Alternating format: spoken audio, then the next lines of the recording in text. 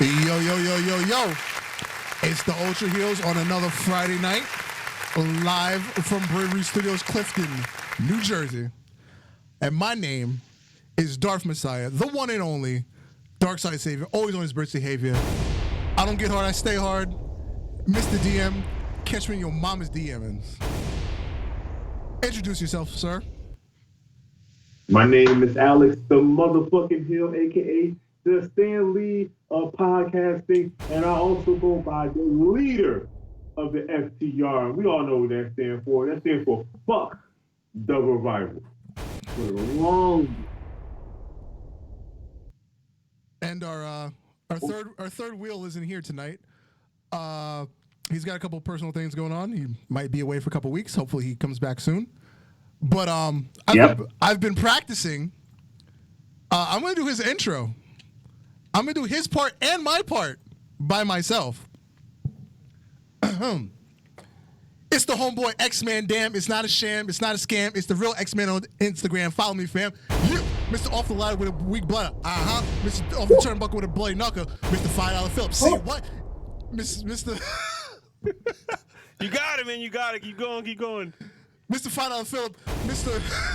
Man for 2 minutes, really for one. I'm SmackDown watching SmackDown. Can I use your WWE information? Yes, sir. Thank you. It's Mr. Lazy Cabron, Mr. Pipe Rich with your wife drinks. Oh my. It's Mr. Show Me the Facts, man. Damn, it's not a scam. How's my Ultra Hill fam doing?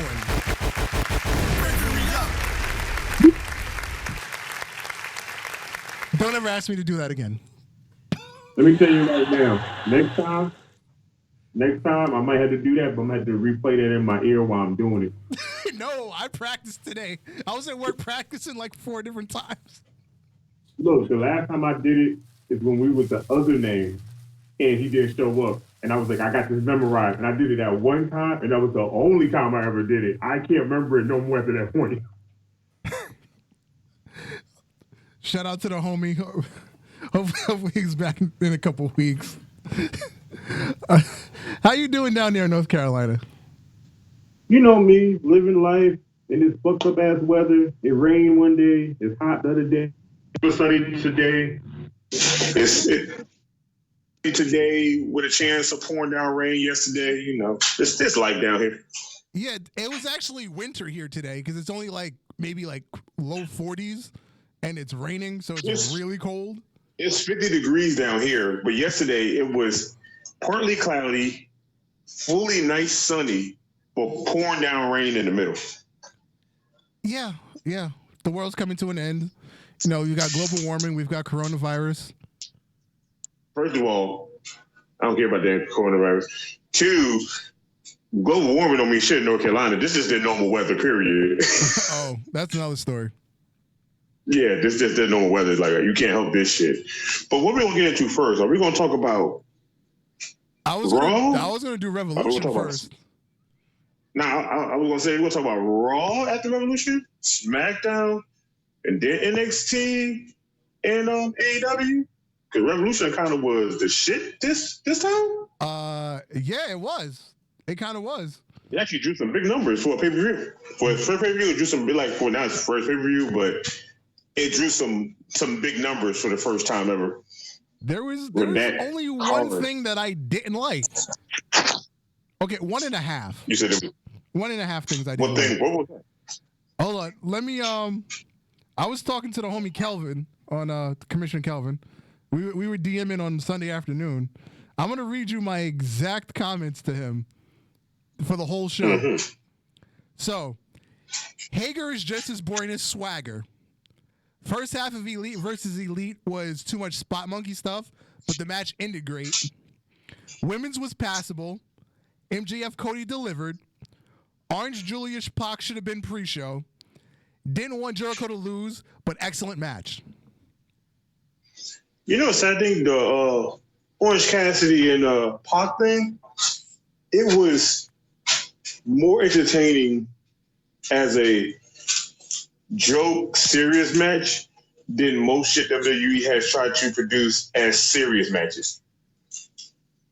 Yes, that's a perfect explanation.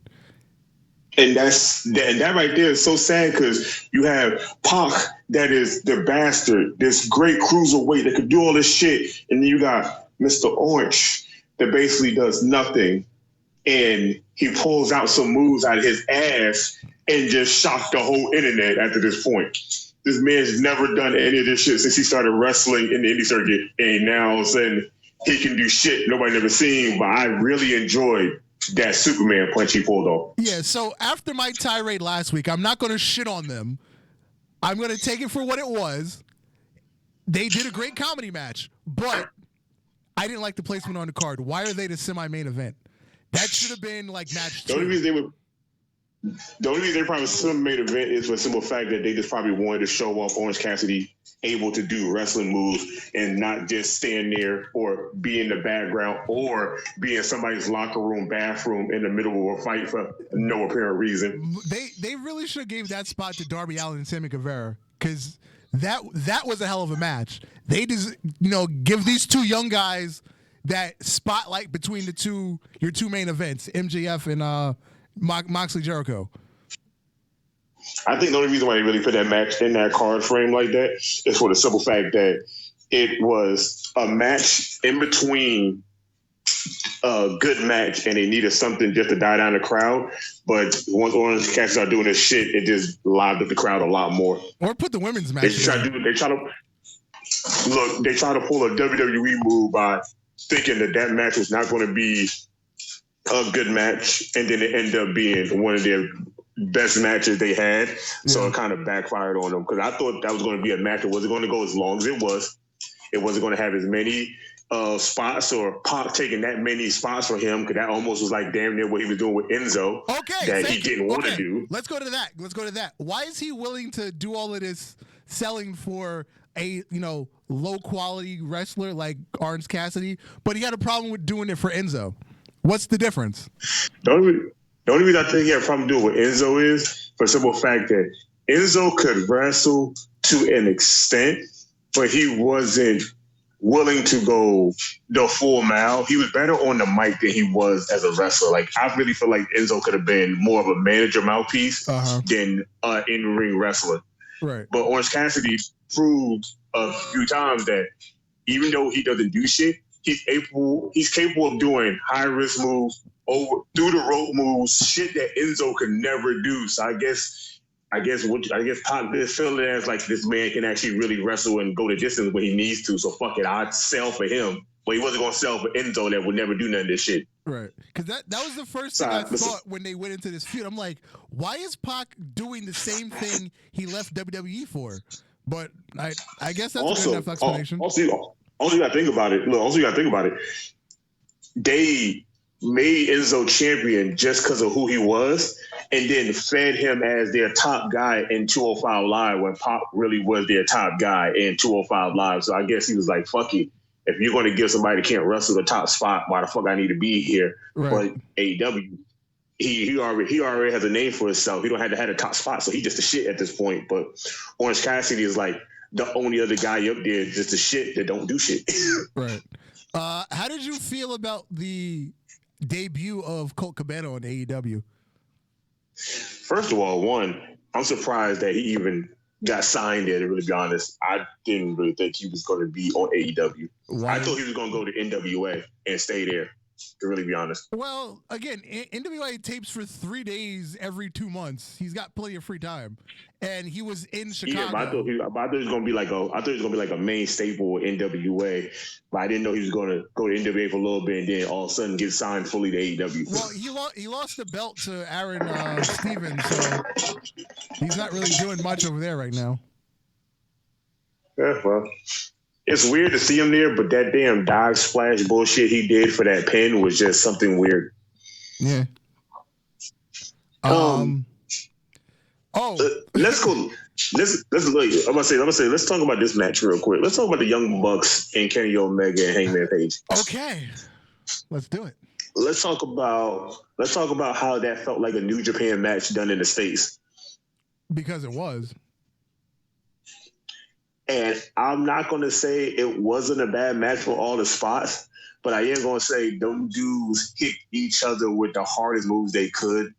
to make that shit sell as good as they could, and I was happy for that because I thought we were going to get them.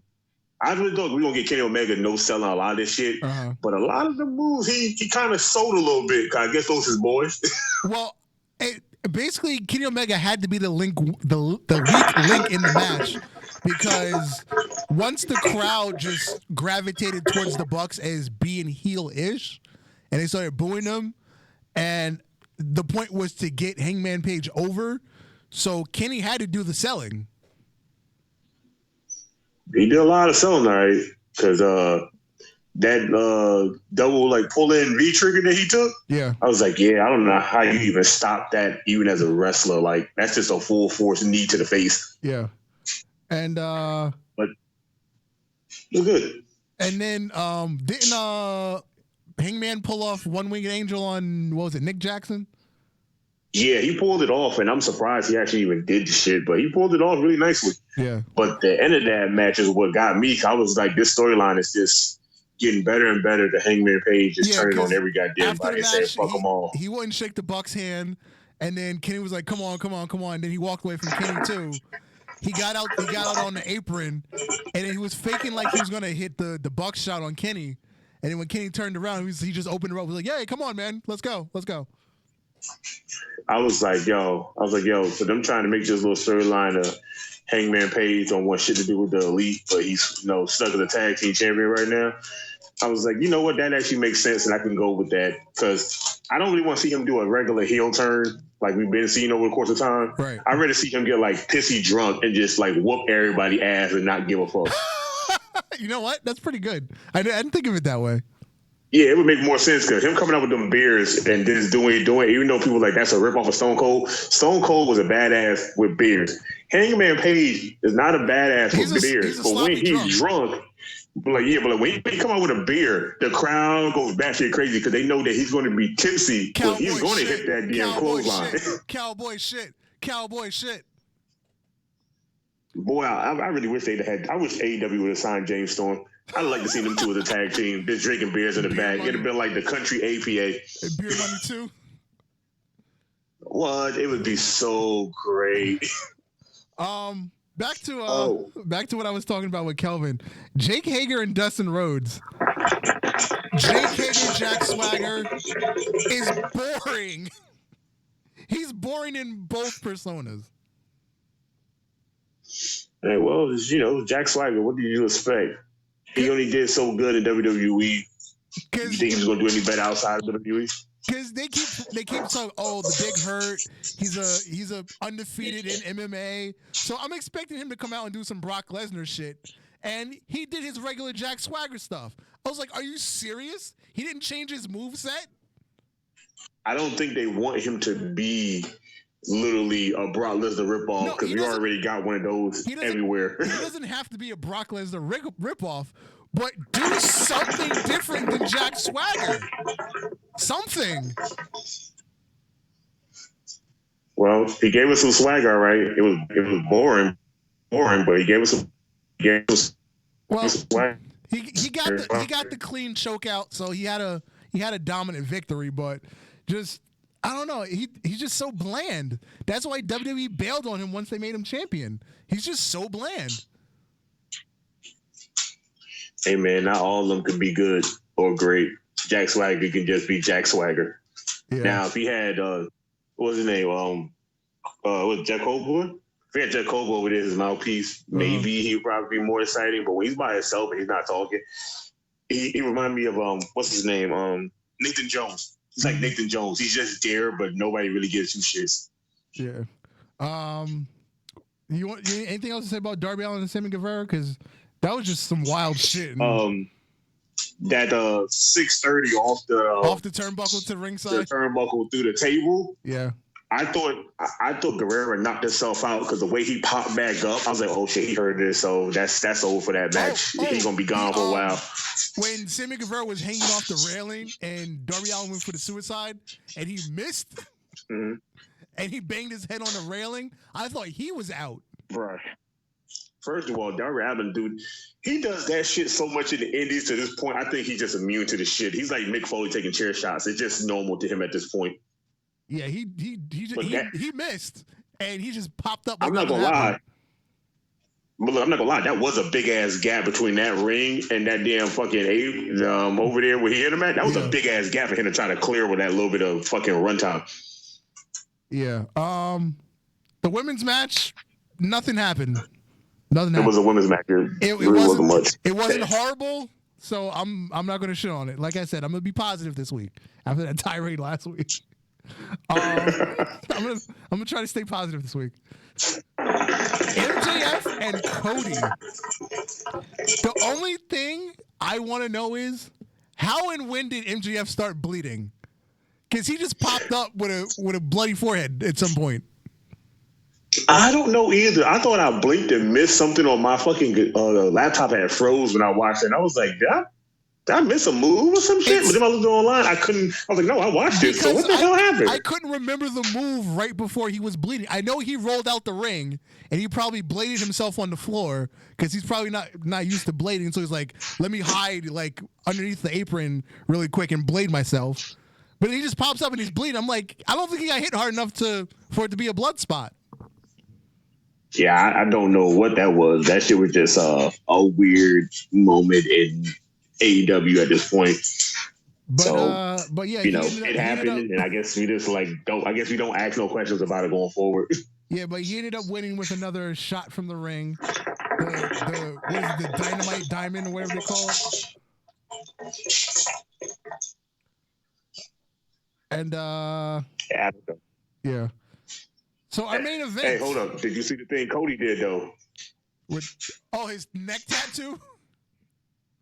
No, not the neck tattoo. Okay. Fuck that. I watched him on Twitter when he was getting that shit done, right? Like that morning he was getting that shit done. No, when he did all that work, got in the ring, hit that Randy Orton old school pose. Oh yes. Yeah. I was like, oh my God, I'm happy for that. I was the only one that caught that because it was really subtle. He was just standing there. He just went and went back to the match. As soon as he did that, my brain went legacy, and I was like, you know what? He wasn't that. He was probably the second best wrestler in that group, but now that he's over there, I was like, yeah, that makes sense for him to do that. Yeah. It makes sense. I'm okay with him pulling that off. I'm kind of upset. But if he hit an RKO after that, it'd have been great. I'm kind of upset. Randy Orton didn't acknowledge it on Twitter. Randy Orton hasn't acknowledged it on Twitter yet because I don't know. I feel like WWE be like. I feel like WWE with Randy, they know that he say shit and he don't give two fucks about what they try to stop him to do. But I guess that's one of them things. They was like, don't you even dare talk about that shit. Leave that shit alone. You got your own storyline you working on. Don't you dare fuck this storyline up right now. Man, fuck WWE. Anyway, our main event, Jon Moxley defeated Le Champion, Chris Jericho. That was actually a good ass match. That was way better than that bullshit ass cage match with all the fucking weapon shit in WWE they had. That shit was way, way, way better. The Ambrose Asylum. Yeah, I like that match. That wasn't that bad. I didn't really care for that match because that match reminded me of the Elimination Chamber match from the Extreme when Paul Heyman did that shit with I didn't care for the weapons being in there like that. That shit made no sense to me. That was bad, the Extreme Elimination Chamber. But the other one was good. But it was just a really solid wrestling match. And you had two dudes from WWE with a great background. Look, you had two dudes that even a great background, great chemistry. Yep. And WWE limited them on their shit. AEW, there's no limit on their shit. So they actually got to put on a match that they actually wanted to do the way they felt like it would be right. And it was like the best match them two ever had against each other. Yep. I wish WWE would have let them just be like, hey, look, y'all two got this match. Y'all just go out there and just do what the fuck y'all need. But, Vince got to put his input on every goddamn thing. So, yeah. So Friday night, Goldberg, the new Universal Champion, got booed by the crowd. Boy, did he. Yeah. And he got booed so bad. Before he could even say anything, Roman Reigns came out, stepped in the ring, got in his face. He said, I'm next. So now Roman Reigns has a Universal Championship match at WrestleMania with no build-up. just handed him a match. You know, once we start liking Roman Reigns, they just want to make us hate him again. Hey, man, you know how it is. They need to make a Roman Reigns hat that just says "Make Roman Great Again." The WWE will sell out of it. Basically. At this point, that's where we headed. Yeah. There was the Intercontinental Championship match contract signing. Braun Strowman just said, "I'm signing the contract. I don't give a shit what else is going to happen." So Sami Zayn said, "Oh, we had some stuff added to the contract, and now it's a 3-on-1 handicap."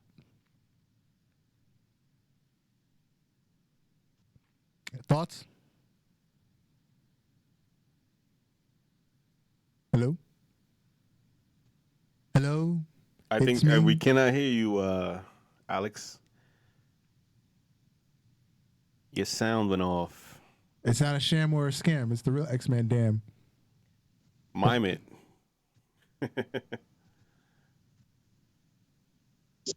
There you go. There you go. Hello? Just away from y'all end too. Talking to quiet. You're still breaking up. You're breaking up on us. Breaking up my heart when I'm with you. And when Let me tell you, I'm in North Carolina with the shittiest internet on the planet. So, you know, there's nothing I can do until they Google Fiber for my area. You don't have fiber? You were good till now. It was sounding perfect till now. I know, but that's what the internet does. And only 2 people on it right now. Me and my roommate. Probably not really even on. He's probably on the phone. It does that. It do for a while, and then all of a sudden it just start getting like AOL look. Wow. Yeah, shake your phone a little bit. Sounds like it's getting better. Okay, end of the show. John Cena made his triumphant return to SmackDown after over a year of being away. Yeah, frozen smile. So John Cena comes out, tells the crowd, SmackDown is my home, but I'm stepping away. WrestleMania doesn't need me. Basically, he does a fake retirement angle. He takes a bow to the crowd. He goes to leave, and things start going haywire in the arena. And the Fiend shows up. The Fiend points to the WrestleMania sign. John Cena tips his cap. And now the Fiend and John Cena have a match at WrestleMania. That makes sense. I think that was the worst way to set up that match. It was the worst way, but I like how John Cena said that he listens to fans, that he knows the future going forward doesn't need to be him. Yeah. And I'm like, I'm at least happy he acknowledged that he don't have to be there no more so they can go on. And I acknowledge that he's going to fight Bray Wyatt. So I feel like he might give Bray Wyatt a little of his money, but Bray Wyatt might beat him just going forward, and then he's just going to take that long-ass break that he shouldn't be there no more. Yeah. I just didn't like the fake retirement thing, or whatever you want to call it, because it wasn't a full-on retirement, but I just didn't like that aspect of it. It's basically a Goldberg Undertaker retirement. Like, he's going to show up whenever the hell they need him to show up to sell shit, but he's not going to be there all the time.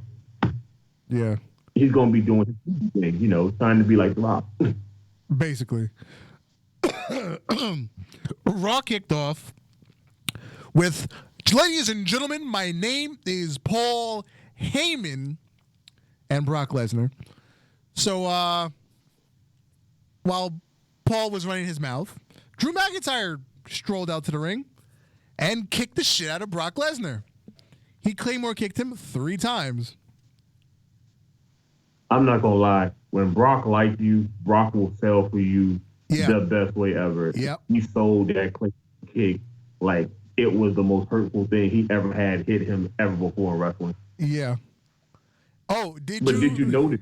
Look, did you notice when he was on the floor, his tramp stamp? Yes. He has a tramp stamp. I think it says "Kill me now" or something. It says "Kill them all." Kill them all. There we go. Kill them all. I was like, first of all, what did Brock get this? You heard that, Marv? That's the funniest shit I ever Brock heard. Lesnar has a tramp stamp. Kill them all. Yo. It's in the front or in the back? It's in the back. It's right above his ass crack. Jesus Christ. A tramp stamp, and I wouldn't tell him he had a tramp stamp. I'm not gonna say it's his fucking face, but he had a tramp stamp. Like, I don't know many men that have tramp stamps, like, you know, bottom. Or is he low key a bottom? Does he Hey, like man, to get look, I don't plowed know in what his bottom? Look, I don't know what Sable's into. Sable might got a strap on at the crib. She might be the beast and carnage in the bed.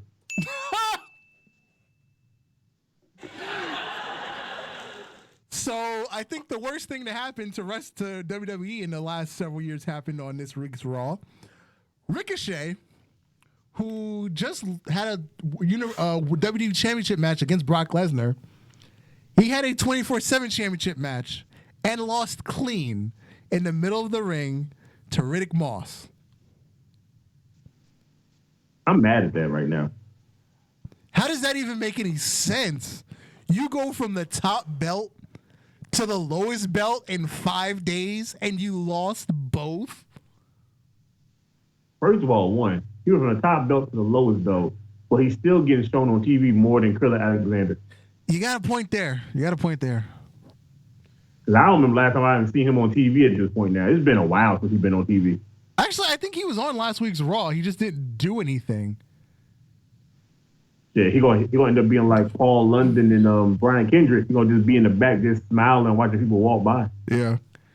So the next segment pissed me off too, because Aleister Black was supposed to have a match with AJ Styles, but they did the bait and switch thing again like they did last week. I forgot who AJ was supposed to have a match with last week, but they did the same thing, bait and switch. Carl Anderson takes the match. Carl lost really quick, so then Gallows steps up. We're like, okay, I'll fight him. And then Gallows loses too. And then AJ, well, he didn't lose. He got disqualified. Yeah, he got disqualified. They beat him down with a chair, and then AJ has a match with him, and he just pins him 1, 2, 3 after beating him up. So you buried Ricochet and Aleister Black in the same show. You buried two guys you brought from NXT as a tag team. Yeah. Build them up as the best tag team. Yep. Gave them 2 title shots. Yep. They lost. And then you separate them. Yeah. They start getting a pop. Then you just destroy both their characters like it ain't shit like you did Bray Wyatt. And this has Vince written all over it because these are both guys that Heyman was trying to push. And Vince was probably on Raw tonight. He was like, what the fuck are these guys doing with prominent spots? Bury them. Get out the fucking shovels. I feel like he looked at the card and he said, now what is happening here? They supposed to win. Yeah. Nah, let's let them lose and go on with the show. Nah, we're going to let them lose both. Yeah. And then Liv Morgan, Ruby Riott was a waste of time. A complete waste of time. Hey, man, look, they got to give them some kind of shit. I'm not even interested in because they had Sarah Logan as a special guest referee. I'm not even interested in this feud. It has zero interest to me. So that's 3 segments in a row that were wasting my time. The 4th segment in a row that was a waste of my time was Eric Rowan finally revealed what was in his cage. A mechanical spider. That shit made me so fucking mad.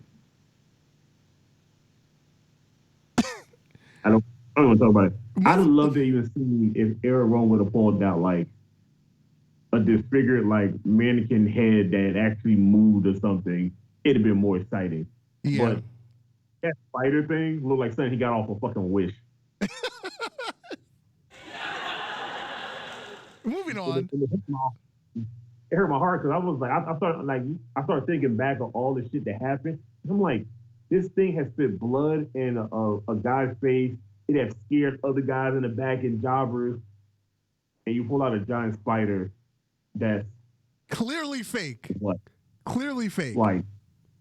The fuck was that? When that shit happened, bro, I got up and left the room for a while. I was so pissed off at that shit. I was like, what the hell?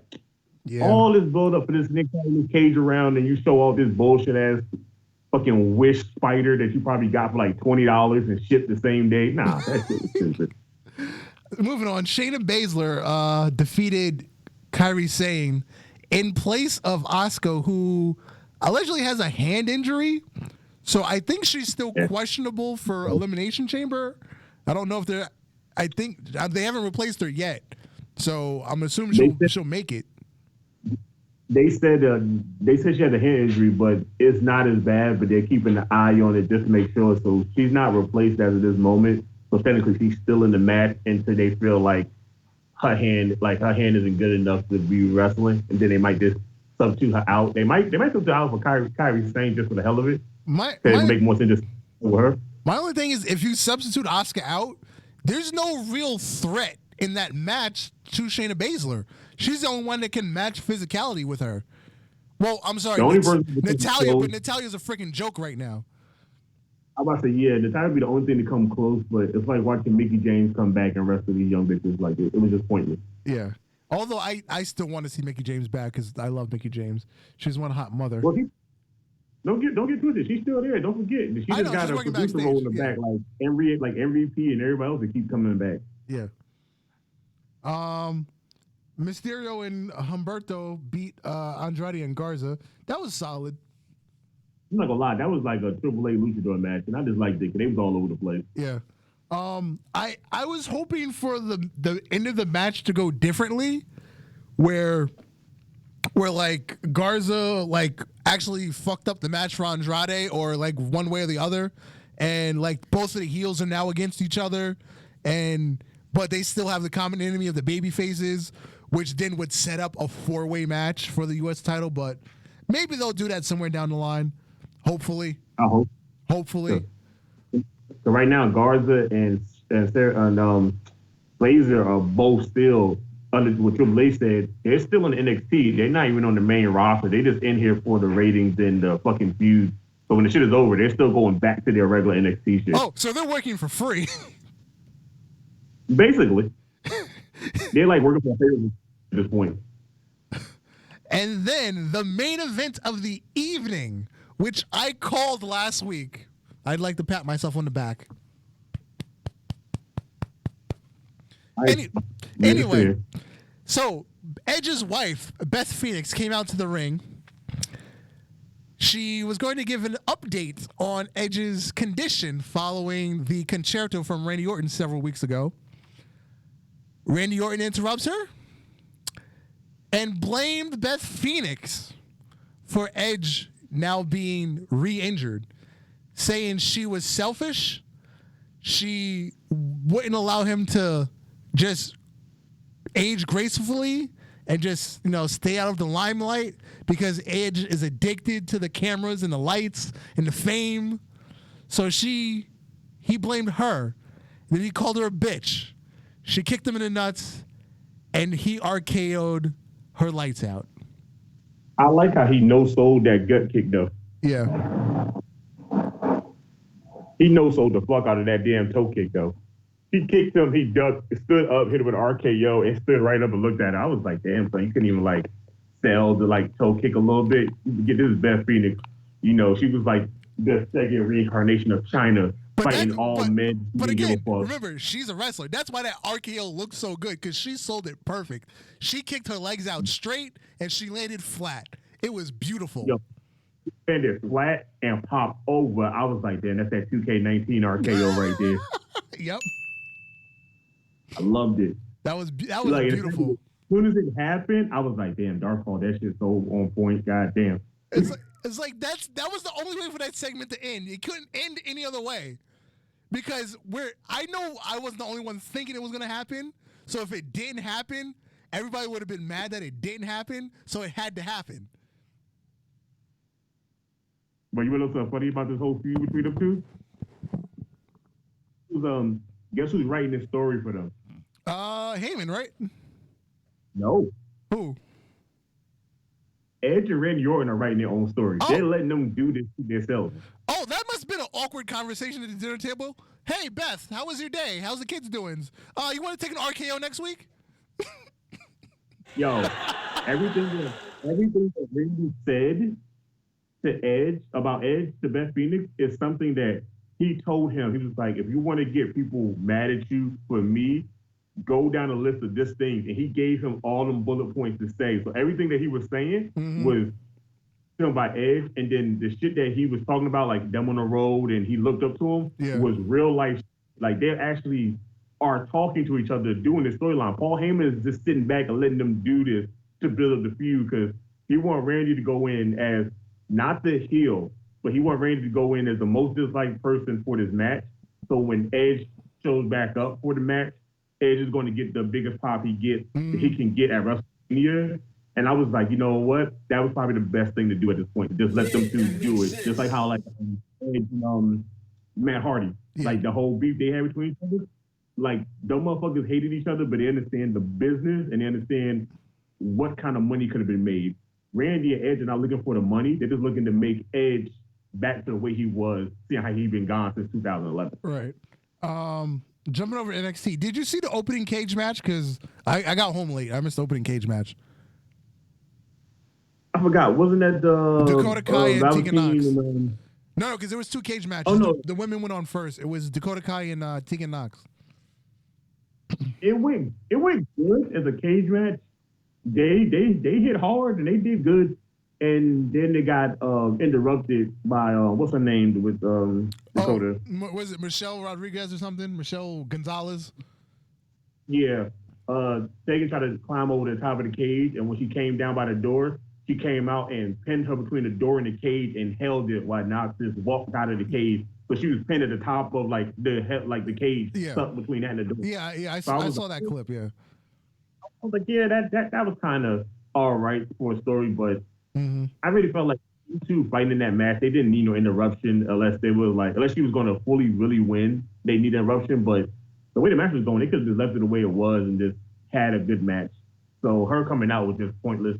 But I understand they just want to keep that storyline going on with her in it, but I really don't need to see her ass in this match. Yeah, and to follow that, we had Chelsea Green defeat Shotzi Blackheart in a number one contenders match. Well, sorry, a qualifying match to be the number one contender in the ladder match at TakeOver Tampa. I'm happy with that because that's Zack Ryder's fiance. So coming from TNA to NXT to still having a high spot like that. And you got Robbie E. Oh, I'm sorry, not Robbie E. no more. He go be her manager and see how they got history together. I was like, you know what? That's actually pretty dope. I don't feel like she's going to. I feel like she'd be no more contender, but she still got a long way to go before they get her to be a top spot right now. Yeah. So Cameron Grimes came out to challenge Keith Lee for a North American title match, and this promo was hilarious. Hilarious. First of all, Grimes got booed so damn hard, bro. I was like, Jesus, I can't even hear this motherfucker talk. God damn. No, but then Keith Lee would tell the crowd to be quiet so he could talk. He'd start to talk, and then they boo him again. I hate he got that big ass country accent when he don't speak like that for real. Yeah. Then we had Undisputed Era defeat Danny Burch and Oney Larkin. It was a solid match. It was, but the triple threat that they set up for them is actually going to be a good one because I just want to see all them dudes fight. What was it Grizzled Young Veterans that they're adding to that match? Yeah. But at the same time, a lot of people don't want to see the Grizzled Young Veterans to be in a tag team title picture yet. They really just seen them in like a triple threat match to see if they can be contenders, but they're throwing them in a match to make them part of a tag team. There would have been just a tag team title match, make it a triple threat one now. A lot of people are like, you could let them guys build up a little bit more. You only built them up for the tag team classic, and then that was it. All of a sudden now these dudes are like a top tag team out of the blue, but it wasn't a top tag team in NXT UK. Austin Theory and Isaiah Scott. Oh my God. That was like a takeover match. It was. And I'm really surprised that they let them go that far for a match. I was like, y'all could at least held some of that to an NXT taping of a pay-per-view, because that was a pay-per-view solid match. I need to see them in front of 10,000 people cheering. Yeah. Yeah. But hey, I guess they're trying to get noticed because they're getting a little bit of a push, but they're not getting a lot of spotlight. And then the main event, Roderick Strong defeated Velveteen Dream inside the cage with the help of his boys, the Undisputed Era. And late in the match, the boys come out. First, you got Fish and O'Reilly trying to climb in, and the Dream is taking Roderick Strong and throwing him into the cage, and while they're trying to climb the cage and bumping him off the outside of the cage. But then Adam Cole came over the opposite side of the cage. He actually managed to get in the cage into the match, but he got Dream Valley Drivered, right? And that was how he got taken out. Yeah. Then Dream took his belt and then left with the bitch. Yeah. You know what? I'm kind of happy that he got Lousy Dream finally like in the main title picture again, because him fighting for the North America was cool because we know how far he can go. Yeah. But I like to see him just had that belt at least once, because I don't never want to see him get called up ever, really. Yep. Dynamite. Moxley kicked it off with a promo. He was thanking the crowd for being behind him. He was saying, this is everything I've ever tried to do in my career, but certain powers that be were holding me back. Shot at WWE. And Like always. yeah. Then Chris Jericho came out with the Inner Circle, and they proceeded to whoop his ass. I love the part where they gave him a shield powerbomb. Yes, they shield power bombed him off the stage through a Shield table. power on stage gave him the middle finger as a group. I was like, you know what? They could do that at the end of the show, and I'd loved it. Cole Cabana was back tonight. What was it? Cole Cabana and SCU against Dark Order? Yeah. Yeah. I don't know who the two dudes were from the Dark Order that was wrestling, but that combo they hit on Christopher Daniels was like the smoothest combo I ever seen in a while with a tag team. Mm-hmm. Then we had Britt Baker giving Tony Schiavone some more coffee. She did commentary for Big Swole versus the Librarian, Leva Bates. I like Big Swole. I like Big Swole. She's cool. Isn't Big Swole fucking Chris Alexander's wife? Is it? I didn't know that. Yeah, that is her. I think that's his wife. Okay. So we got two females from AEW that's married and dating two guys that's in WWE. Yep. Also, did you know that Renee Young was at AEW Revolution in the back? Yes, she was. She was backstage. Yes. I would have. Of course, she was there. If he's winning the title, of course she was there. Where else should she be? Backstage, like she normally is. Freaking Britt Baker's been ringside twice for Adam Cole title matches. Ringside, not just backstage. Ringside. At WWE, like be a dick, they like putting her ass right front and center of the camera every damn time, but don't want to acknowledge any AEW bullshit. Yeah, they'll put her on camera and not give her like a name on the screen. You know what's really funny? They allow her to show up for their pay-per-views, right? But they won't allow Adam Cole to be seen at any of their shit. Because it's in his contract, he can't. I know. That's like you know AEW just got freedom. They don't give a fuck. And Cody came out for a promo. He introduces Jake the Snake Roberts. Jake the Snake is talking about his clients will appear soon. Rumors are this is the introduction of Lance Archer. I'm okay with that. I was thinking Brody Lee at first, but then the internet is telling me it's Lance Archer. Yeah, because Brody Lee won't show up until they're back in upstate New York. That's where he's from. Right. And they said that he's up there. It makes more sense because, he's a hometown boy, so he'll get a pop showing up there. Right. They're coming to New Jersey at the end of the month, right? AEW? No, they're coming to Jersey, I think, in 2 weeks. 2 weeks? Oh, okay. I think in 2 weeks because Mooch's already got her ticket and the beautiful Anna is also going. Oh, okay. So if we miss, we're going to have to ask them because they're going to be there live and center. Right. So next up, the bastard Pac had a match against Chuck Taylor. He beat him soundly, but post match he beat up Trent and Orange Julius, and then they tried to jump him, and out came the Lucha Brothers. So they all kicked the shit out of him. And Pac has now announced that he, along with the Lucha Brothers, will be known as Death Triangle. I'm so scared. Hey, look, man, we got the Inner Circle, we got Death Triangle. All we need is a square group, and we got all the shapes we need.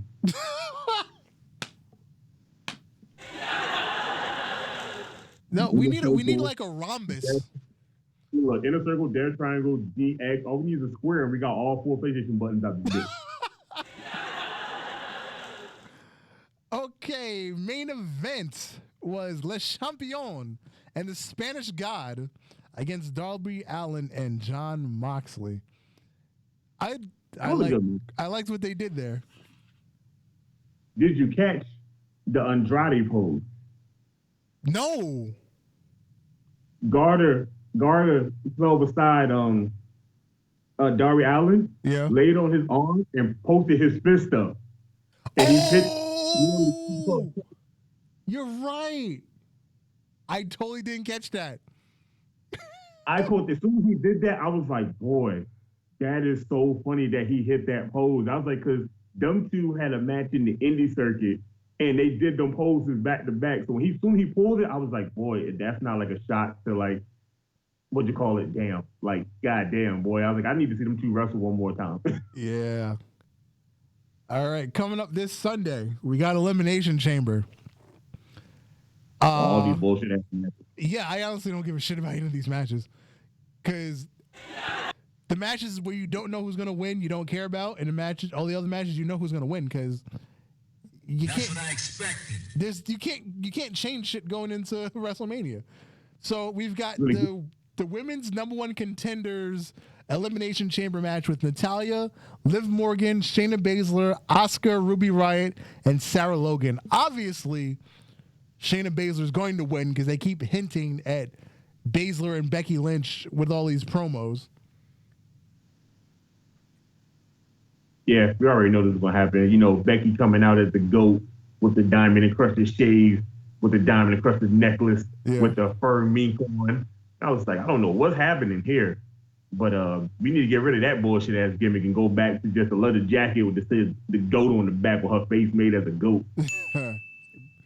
The next match is Braun Strowman in a 3-on-1 handicap against Shinsuke Nakamura, Cesaro, and Sami Zayn for the Intercontinental Championship. So I realized this Sami Zayn wrestling so long. When he said he was in this match, I was like, Jesus Christ. I forgot all about this man can wrestle at this point now. So one of two things are going to happen in this match. Either Braun Strowman is just going to destroy the three of them and bury all three of them because WWE has nothing else to do with them. Or we're going to have some weird-ass ending and they're just going to turn on each other and we get a 4-way for WrestleMania.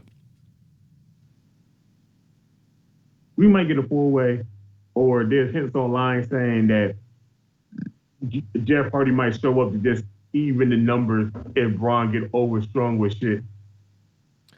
See, they kind of want Jeff to get back into the game, and the only thing they kind of can think of right now is putting him in the U.S. title picture. I don't know. I mean, not U.S. title, IC title picture. I don't like the way that sounds, but hey. I don't either, but that's the only thing WWE can think of right now, seeing how he's fully clear. They just can't put him in any random match, so him showing up for that will probably like jumpstart him back into some kind of title picture. Mm-hmm. See how, he fucked up before he got any kind of title picture single run by himself. Right. Then we got the Street Profits, who won the Raw Tag Team Championships this week, defending against the former champions Seth Rollins and Murphy, a.k.a. Murph the Smurf. I'm still calling Buddy Murphy. I don't want to call him Murph. That shit sounds fucking weird. So, obviously, the Street Profits are going to win because Seth Rollins need to be available to have his match against Kevin Owens for WrestleMania. And then, And then Murph the Smurf is just asked out, and he's not going to get a match for WrestleMania because most likely the AOP then will avenge the Messiah's group and AOP versus Street Profits for Mania. That's what I'm thinking. Yeah. It sounds about right. Yeah. As long as Street Profits don't give a fuck. I just want to see them win on a big stage, so when people hold up their red cup and they want the smoke, it'll be a better pop. Because the Raw pop was good. They need to put out the T-shirts for "We Want the Smoke." For some reason, there's only hoodies available, and I'm upset. And I'm going to send an angry email, and maybe I'll get a T-shirt. I don't know. But anyway, then we got. Look! Don't send an email because Smooth just sent an angry message to WWE about something they was doing to a wrestler she liked and how they was doing stupid. Yeah. And she got blocked for a week on Twitter. What? Yeah, so she got blocked for a week, son. I was like, how the hell is that even possible? That's okay. I got 4 email accounts. They'll never find the one that's attached to my social media. Damn. Yeah. So anyway, then we got Andrade versus Humberto Carrillo for the United States Championship for like the 4th time. I'm not mad at it, but can we just get another match? Because they put on a good match every time. They do put on good matches. It's just that Carrillo's never going to win the title. So I don't know why they keep putting him in title matches at this point. I think he wins at Mania. If they stick with the format that they're doing and it turns into a 4-way, I think he wins at Mania. If they do a fatal 4-way, I would like to see Garza. I would like to see. I don't want to see Carrillo win. I kind of want to see somebody else wins it, just so they can have a legit like Latin beef fatal 4-way. I kind of want to see everybody go against everybody. Like I don't want to see nobody be a heel or babyface. I just want to see everybody trying to go for that United States title. I was talking to somebody at work and they were like, "Oh, if everybody in Lucifer House Party is healthy, they should throw them in this too and just have like a 7-way ladder match." Oh my God! I want to see a TLC match for the United States title. You have every Mexican. You have every Mexican in the company, going for the United States Championship. Bruh, if we could turn that into a fucking like Money in the Bank match when they used to do it at WrestleMania for the belt, oh my God, son, that shit would just be crazy. Yeah. So then we have Aleister Black and AJ Styles in a no disqualification match to make up for all the times that Aleister Black has been jumped in the last 2 weeks. You know how that's going. Yeah, the OC is just going to help AJ, and nobody gets over in this match. It doesn't help AJ. It doesn't help Aleister Black, and it just. Somebody may help. Somebody may help Black. It might be Undertaker. Yes, that's the only saving grace at this point. Even though I don't want to see it happen, but it's the only saving grace of this match is Undertaker helping Aleister Black. And then what I think is going to be the main event, the SmackDown Tag Team Championship Elimination Chamber match, which is the champions, The Miz and John Morrison, versus The New Day, versus the Usos, versus Heavy Machinery, versus Lucha House Party, versus Rudolph. That's Bobby Roode and Dolph Ziggler, for those that don't know. Rudolph. I got a question. I'm with The Miz and Morrison. Who the fuck made this match? Nobody made the match because there's no authority figures in WWE anymore. That's what I expected. So this match was just, remember, don't forget, the referee told the ring announcer to announce that. So who the fuck told him to make that match? The people in his ear that we're not supposed to know about, because we're not supposed to know that the referees have communication devices backstage. Man. Oh. Sorry, gotta take up the coffee. I hope that's the main event, because that's probably going to be the most hyped match. But we don't. No, I don't think that'd be the main event because we still ain't got no men elimination chamber match. Remember, we still got Roman Reigns in the motherfucker. No, there's not going to be one because they're not going to do 3 chamber matches. Because I don't see why not. Because originally the rumor on the internet was it was going to be like Roman, Daniel Bryan, The Miz, Shinsuke, and like 2 other people in the chamber match, and Roman was supposed to win and he'd get his shot at Goldberg. But they just handed Roman the match against Goldberg, so now there's no men's chamber match, no men's singles chamber match. They turn into a tag team match. Well, you know what? That's probably was best because I don't think nobody wanted to see that match happen. To know Roman was going to win, so Roman was going to win ahead of time. You wasn't going to watch the end of that damn pay per view. You was going to change it. Yeah. So most likely that will be your main event, the tag team chamber match. Because if they put the women's chamber match on last, that's going to be a snooze fest. I'm sorry. There's no excitement in Shayna Baszler winning that match because there's no competition other than Asuka. Let's get to one bit of news. One thing that hit the internet and has been blowing up ever since. Let's talk about the Talk from the Throne by Matt Hardy. Yes, free the deletes. Let's talk about how Matt Hardy made a 1 minute and 49-second video of him making a phone call to two people that said that they were the only people that can save his vessel and his broken brilliance. That can separate Zenith from his vessel. And he said he's going to get his affairs in order. And the package shows him laying on the steps getting concerto and written out of WWE, thank you to Dr. RKO. And which spells Dark Order. I know. Let's talk about him making his cross that says Matt on it. And Black I thought it said Zenith on it. I thought the cross said Zenith. Yeah, I don't really know what it says. I tried to see it. I tried to see it on my pretty sure big it says screen. Zenith because he keeps talking about trying to expel Zenith from his body. All I know is that was a good vignette for Matt Hardy to explain how. Oh, but you didn't tell the end of the story though. That was, I ain't gonna lie, even though we already kind of foreseen this because the last being elite, they said they're gonna make a phone call. And he said, what's the area code for that junk again? 910? Yeah, 910 is the area code. I need to make the phone call. And that's literally where Matt Hardy and Jeff Hardy lives at North Carolina. That's the area code for their phone numbers. You should go pay them a visit. I would like to, because to be honest, where they're at is I think like a 25-minute drive away from here. Oh. Okay. It's like 25-minute drive. It's like 25-minute drive if you do it like on the weekend. It's like 25-minute drive from my house to like probably their area. It's not that hard to find. See how they live out in a wooded area, so there ain't that many houses out there like that. Yeah. But I just love the fact that he literally said, "The Bucks are you. I knew you come." And the video just ends. And people were like, "I thought he had a clause of he can't wrestle with someone days." I said, no. Once your contract ends, yes, and when your contract expires, you can do what the fuck you want as a day uno. That's the difference between getting a release versus your contract expiring. When your contract expires, you are no longer an employee and you do whatever you want the very next day. I just love the fact that they wish him great on his future endeavors. Yes. And a minute later, he dropped that video. Yeah. But when you ask for a release, like Brody Lee, a.k.a. Luke Harper, you then have a 60-day non-compete clause where you can't even take offers from anybody else for 60 days. Once that 60 days is up, then you can take offers and actually sign a contract. You know what that thing is? When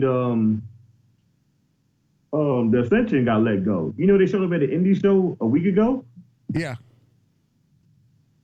I'm surprised they showed up at the indie show. I thought they at least took some time off and, weigh their options, because if they was to go over to AEW, I ain't gonna lie. They'd fit perfect in Dark Order. Yeah, I would listen to It's the same gimmick. They don't even have to change gimmicks. It's the same gimmick. Yeah, this guy get a different name, but it would fit best for them to go over there. But that's probably the biggest news about wrestling at this point was Matt Hardy and the AEW thing. He's now free from MeekMahon. And did you see backstage when they were talking to Jeff Hardy about, has he talking to his brother? And he goes, "No, I haven't talked to him about anything yet." He said, "I'm gonna give him a call probably later on." Yeah. But no, he said, "No, I haven't talked to my brother, but whatever he does, the man is good at what he do. So wherever he goes, it's going to be great." Did you know that episode of Backstage was the lowest rated episode by a wide margin? It's really weird because I like the fact that JBL came out there and, he still hit the little two-step. Yeah. The rating, the total viewership, not the quarterly hour, not the half hour, the total viewership for that episode of Backstage was 18,000. 18,000 people. The second lowest episode was the debut episode, which I believe the number was like 120,000. Yeah. Yeah, that's how bad that episode was. That's shit. That's Yeah. kind of sad. Yep. But what can they do about it besides, keep having shows at this point? Yeah, that's true. They Well, will, it'll get better when Paige come back, with her and all her titties. Or CM Punk shows back up and he want to talk some shit about WWE. yeah. I think that's the only really good thing about the show. He can say what the fuck he feels like. So. Oh, side note. If anybody that's been watching Up, Up, Down, Down, the Battle of the Brands with Tyler Breeze and Austin Creed, a.k.a. Xavier Woods, Renee Young was the Women's World champion. She beat, was it Zelina Vega, I think? But anyway, yeah. Really? Yeah. I'm missing like 2 episodes on that shit. I haven't watched 2 episodes. Yeah, you gotta watch this week's episode because Renee Young finally cut a promo. Because like this season, they're getting like people to do promos for the game. It's hilarious. So Renee Young, who's never had a match in her life, cut a promo on having a match, and it was beautiful because she never said that she was gonna fight. She just said, "I'm gonna defeat you" and some other stuff, and it was pretty good. Hey man, look, she learned from her man. Her man was good at cutting promos. Yeah. You gotta learn something from your spouse. Yep. So it's getting that time. Time to mosey on down the road. Oh yeah. I've been Darth Messiah. Mr. DM, catch me in your mama's DMs.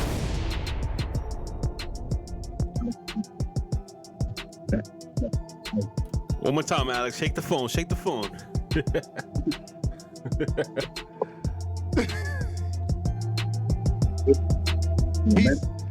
I'll sum it up in 3 words. Fuck the revival. Bravery up. And the homeboy X-Man Damn is not a sham or a scam. It's the real X-Man on Instagram. Follow him, fam. Good night.